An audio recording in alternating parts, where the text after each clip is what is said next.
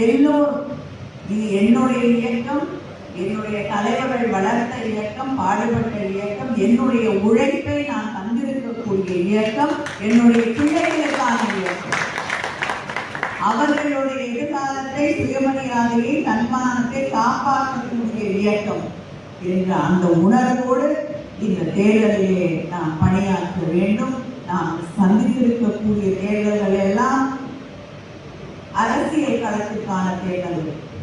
ஆனால் இப்பொழுது நாம் சந்திக்கக்கூடிய தேர்தல் என்பது நம்முடைய அடிப்படை சித்தாந்தங்கள், நம்பிக்கைகளை, நாம் கொண்டு வந்திருக்கக்கூடிய மாற்றங்களை, திராவிட இயக்கத்தின் அடிப்படைகளை, நம்முடைய தலைவர் கலைஞர் அவர்களுடைய உழைப்பை, பேரறிஞர் அண்ணா அவர்களுடைய உழைப்பை, தந்தை பெரியாரின் உழைப்பை பாதுகாக்க வேண்டிய தேர்தல். நம்முடைய முதலமைச்சர் அண்ணன் தளபதி அவர்கள் இவர்களுடைய கொள்கைகளை எல்லாம் காக்கக்கூடிய ஒரு தலைவர் என்ற அந்த உணர்வோடு நாம் இந்த தேர்தலை சந்திக்க வேண்டும்.